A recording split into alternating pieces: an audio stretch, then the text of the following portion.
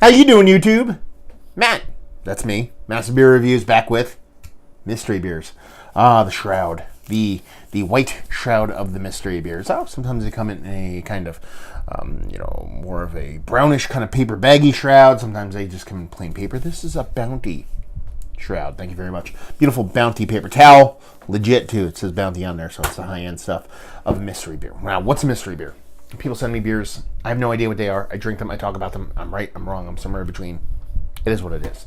This one comes courtesy, I believe, Josh from Indiana, I believe it is.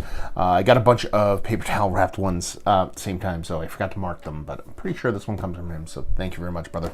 Yeah, gonna dive into it, see what she's got. Like I said, I have no idea what's going on. I'm just gonna crack it. I am going to drink it, and then we are going to talk about it. So let's see what this has to offer. Okay, bit of darkness in there. Usually when I do beer reviews for the uninitiated, I usually do about 3 or 4 in a night. Sometimes 2, sometimes 3, sometimes 4. More like 3 is the average. Try to do mystery beers first. That way my palate is fresh. But if I'm going to drink a tiny beer after this, kind of screws me up, so I have to wait a while. Anyway, rough life this guy lives. Anyway, what do we have here? Pinky finger, a khaki-colored head, nice creaminess, soft, creamy top to it, a little bit pillowy, pretty uniform bubble sands, a couple stragglers, and she's dark. A little dirty glass mafia going on, but this glass has been washed about 3 minutes ago, so I don't know what the hell's going on.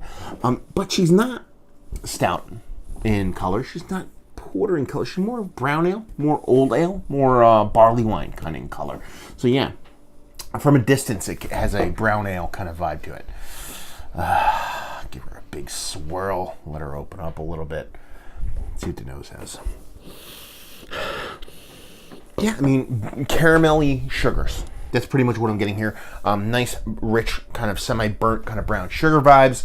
A little bit of soft, very soft, kind of generic, kind of almost herbal-like bitterness. And that'd be that. Yeah. So, I'm in that brown ale realm. I'm in somebody's version of kind of maybe a barley wine. If it's a little bit higher in the ABVs, can't really tell that in the nose. Spilt a little bit on my finger, very sticky. So I feel like it's going to have a little bit of oomph to her. But yeah, old school. Let's go that way. A little bit old school. Let's dive in. Cheers. Yeah. Big, rich, sweet, burnt caramels, burnt brown sugars. I think she has some oomph to her, but I don't think she's gigantic. I don't think she's hit double digits, but she's getting up there. 8%, something like that. It's just that malt comes off super caramel water sweetness. Almost like pre-fermented kind of warty kind of sweetness. But it's come off, like I said, instead of being just a plain kind of sweet caramelly brown sugariness, there's a burntness to it. There's this kind of cherryness to it. And honestly, that's pretty much all I'm getting. You know what it reminds me of? Oddly enough, it reminds me of 21st Amendment's Fireside Chat, which I believe is their kind of Belgian version of kind of like a more kind of a little bit hop-forward beer. There's a little bit of bitterness there. But there's not a big, huge kind of yeasty phenolic to it. And again, like they said, the 21st Amendment Fireside Chat has this kind of, it's like billed as kind of a Belgian candied sugar kind of Americanized version of it. They call their Belgian beer, I believe, with a little bit of hops to it. It doesn't come off very kind of Belgian yeastiness. It's a little bit of Belgian candied sugar with a little bit of hops. And that's kind of pretty much what I'm getting here. So you're talking about 9%.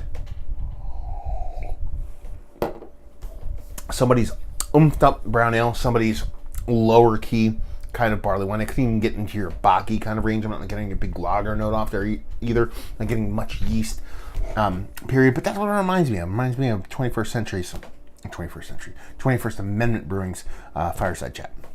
So yeah, a sugar component, a Belgian candied sugar component with that big yeast kind of vibe to it.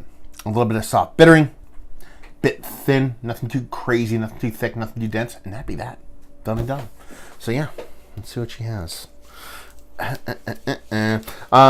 believe it's an Indiana-based beer, if it is coming from out that way. Taxman Brewing, okay.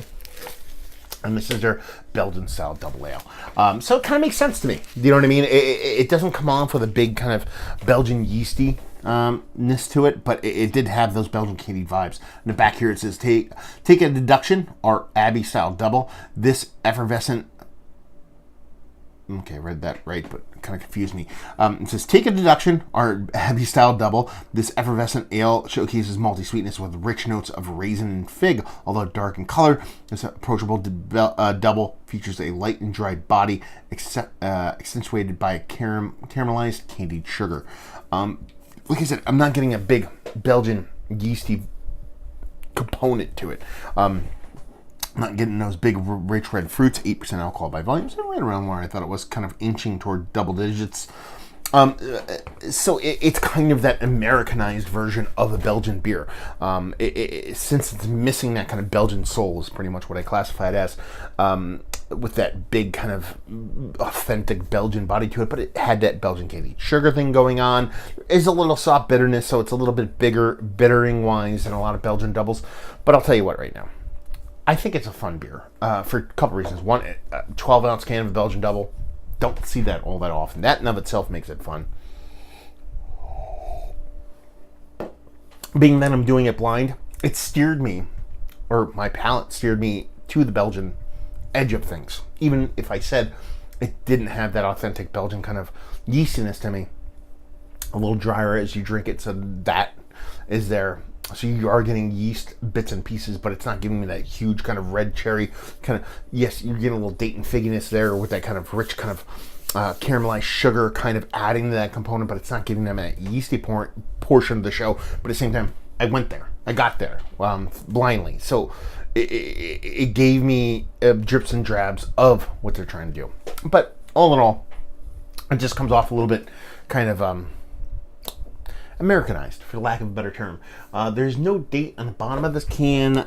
It is kind of like a sticker can. It looks like basically they have the same can over and over again. Actually, I'm going to peel this off there, see what's underneath, because I love doing that shit. If I can get it, if it's not too much of a problem. Oh, it'll come off easy.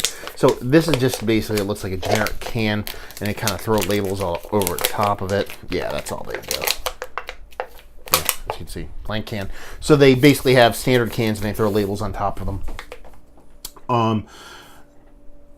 I dig it. I like it. I think it's fun. Is it one of the better, let's cut to that portion of the show. Is it one of the better Belgian doubles that I've had as of late? No. Is it one of the better American-born Belgians I've had as of late? Actually, no, on that front, too. Is it one of the more fun mystery beers of someone trying to pull off a Belgian double from America? I mean, that's kind of, we're kind of cherry-picking kind of angles at this one, but I like it. I think it's fun. If this is a local brewery, I'd be excited that they not only made this beer, but are attempting beers like that. So to kind of put a little bit of making lemonade out of lemons kind of thing, where it's not necessarily a beer that kind of turns me on to the nth degree, I think it's very fun. I think it's cool. I dig it. I like it. It'd definitely be a fun beer to kind of check out if I were in the Bargersville, Indiana area.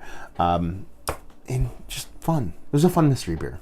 Why am I trying to, like, excuse it or trying to make sense of it?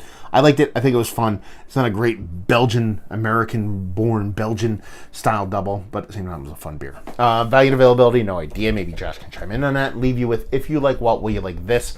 If you like, you know, Americans taking stabs at the Belgian styles, you're getting it there. You're getting the basis of that beer there, even though it's not getting into that kind of soul that I like to talk about, a home run of the Belgian variety. It's still a fun beer.